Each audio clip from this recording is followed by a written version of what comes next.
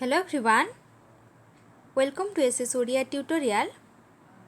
आज आम भुवनेश्वर बेहेरांकर प्रबंध तिनि तुंडरे एही प्रबंधटी विषय रे आलोचना करिबा।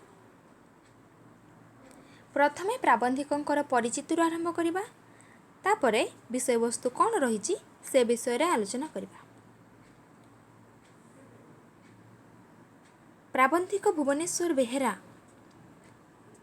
भारतर जड़े दक्ष इंजीनियर भाव में ख्याति अर्जन करते।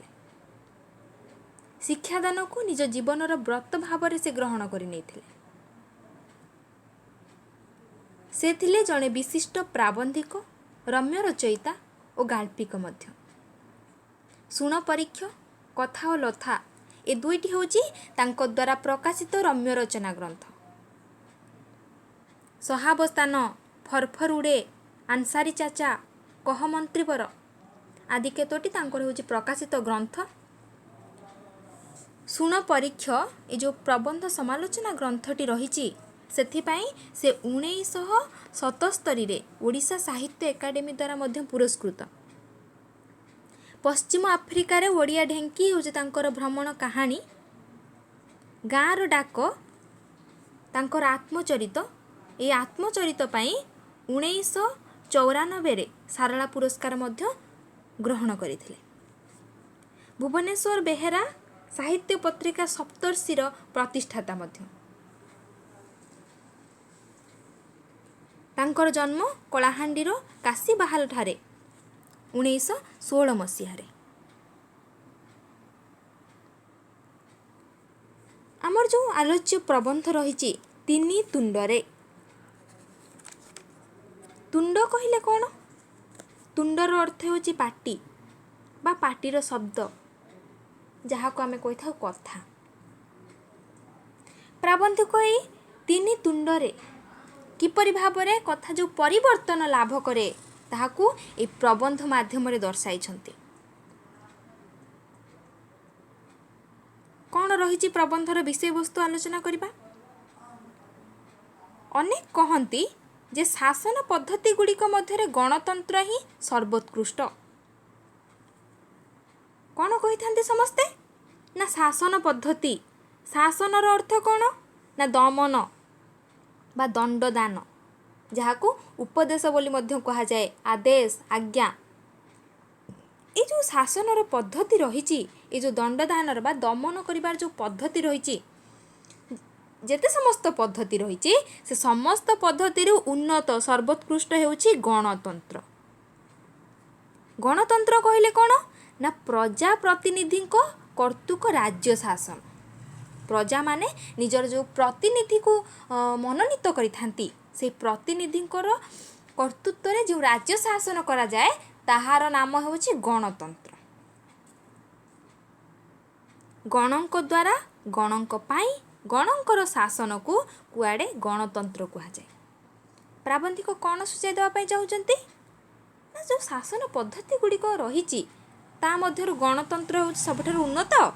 एवं गणतंत्र बोली क्या कहा जाए ना गणंक द्वारा गणंक पाई गणंकर शासन। गणर अर्थ हूँ लोक।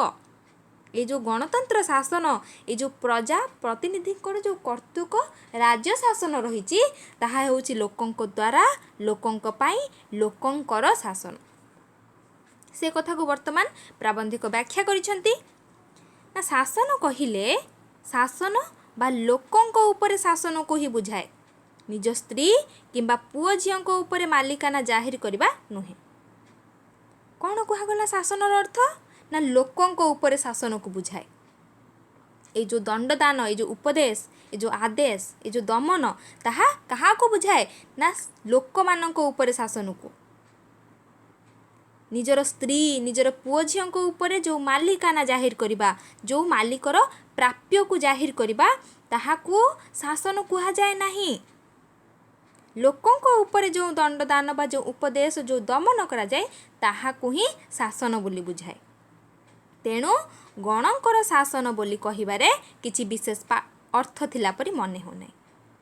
जो कहा जाइछि गणंकर शासन ए जो शब्दटी जदि आमे गण कहिले लोक कहिले समस्तंकर शासन को बुझा जाउछि ताहेले प्राबंधिक कौन कहते निजर स्त्री पुओ झील उपर जो मालिकर प्राप्य जाहिर करने को शासन कहुए ना।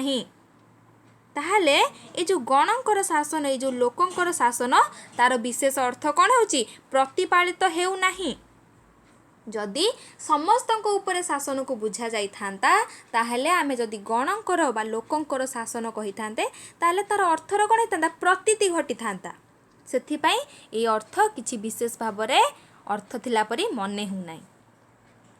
पुणी कौन कहुए ना निश उपुड़ा राजराजुड़ा शासन ठारू आरंभ करी आचार भ्रष्ट मकार व्यभिचार ग्रस्त याहिया सामरिक एकछत्रवाद पर्यंत प्रत्येक शासन डिंडिम पिटी घोषणा करी कहे जे तांको प्रवर्तित शासनगणों समूह हित पाई कौन कहुई ना पुणी निश उपुड़ा जो राजराजुड़ा रही सेमानंक शासन ठारू जदि आमे आरंभ करिबा से राजराजुड़ा शासन पाखरु ताहले एपर्यंत जो आचार भ्रष्ट मकार व्यभिचार जो तोषामदकारी व्यभिचारी ग्रस्त जो भ्रष्ट लोक माने अछंती याहिया कहले भ्रष्टाचारी व्यक्ति सामरिकर अर्थ होची युद्ध संबंधी एकछत्रवाद कौन ना निरंकुश शासन। जदि आमे राजराजुड़ा ठारू आरंभ करिकी जो तोषामदकारी जो भ्रष्टाचारी व्यक्ति माने अछंती सेमानंकर जो युद्ध संबंधी आउ एकछत्रवाद जो शासन पर्यंत आमे जो देखिबा ताहले प्रत्येक शासन कौन करुछि ना डिंडिम पिटी डिंडिमर अर्थ होछि वाद्य विशेष ना ए डिंडिम को पिटिकी से घोषणा करिकी कौन कहूछि ना प्रवर्तित शासन गण होउछंती सबु समूह हित पाई गोष्ठीर बा समग्र हित पाई एई सबु शासन व्यवस्था को प्रवर्तित बा प्रचलन करा जाउछि। ए शासन को गढ़ा जाइछि कहा पाई ना समूह हित पाई समग्र हित पाई बा समस्तंकर बा समूहर हित पाई। तेणु केवल गणतंत्र शासन जे गणक पाई बा गणक हित पाई से कथा कहिबारे मध्य विशेष तात्पर्य नाही। प्रथमे गणंकर शासन जो शब्दटी कहा जाइए तार अर्थ बुझिले तार कहिबार तात्पर्य नाही। द्वितीय गणंक पाई जो व्यवहार करा जाइए गणंक हित पाई लोकंकर हित पाई से कथा कहिबारे मध्य तात्पर्य नाही। अतएव गणंक द्वारा शासन ही गणतंत्रर प्रकृत और प्रधान विशेषत्व बोली कहा जाई पारे। जो आउ गोटे थिला गणंक द्वारा शब्द लोकंक द्वारा जो शासन थिला ताहा होची कोन ना गणतंत्रर प्रकृत और प्रधान विशेषत्व बोली मध्य कहा जाई पारिबो। एथिरु कोन बुझिबा को मिले ना गणतंत्र शासनर लोके निज निजकु शासन करंती। ये जो प्रजाप्रतिनिधि कर्तृक जो राज्य शासन रही से शासनर लोक माने निजे निजको कौन करथांती शासन करथांती निजको निजे दमन करथांती उपदेश देथांती बा आदेश देथांती। अन्य अर्थरे कहिले एथिरे शासक और शोषित एक और अभिन्न। शासक कहिले कौन ना जे शोषणकारी आउ जे शोषित एठारे ए दुई जन होचंती कौन ना एक और अभिन्न अपृथक बा समान। ए गणतंत्र शासन रे जे शोषणकारी व्यक्ति आउ जे शोषित से दुई जन होचंती समान।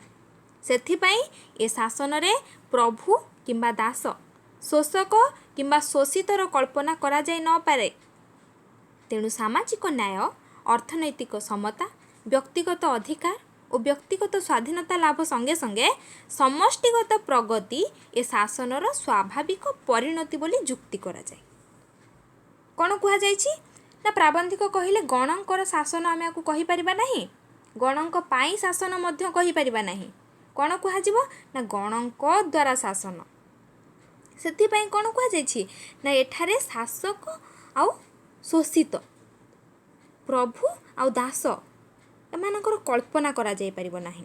एठारे जे शासक शोषित समस्ते होचंती समान। सामाजिक न्याय जो रही अर्थनैतिक समता जो रही व्यक्तिगत अधिकार और व्यक्तिगत स्वाधीनता लाभ करवा होची समष्टिगत प्रगति ए शासनर स्वाभाविक परिणत बोली जुक्ति करा जाय बा स्वाभाविक कहले प्राकृतिक। प्राकृतिक परिणति कौन ना समस्तंकर प्रगति समस्तंकर उन्नति सामाजिक न्याय रे मध्य उन्नति हेबो अर्थनैतिक समतारे मध्य उन्नति हेबो आ कौन व्यक्तिगत अधिकार व्यक्तिगत स्वाधीनता रे मध्य समस्तंकर उन्नति हेबो कहार ना शासक आ शासितंकर केही एठारे उच्च नीच रहिबे नै समस्ते होचंती एक आ अभिन्न एठारे समस्ते होचंती अपृथक बा समस्ते होचंती समान तापरे वर्णना कौन रही परवर्ती वीडियो रे आलोचना करिबा जदि आपण मानक वीडियोटी भल लगी थाए ताहले लाइक करंतु फ्रेंड मानक सह शेयर करंतु एवं आम चैनल टी को सब्सक्राइब करंतु जहा फल रे कि प्रतिटी वीडियो रो नोटिफिकेशन आपण माने यथाशीघ्र पाई परिबे थैंक यू।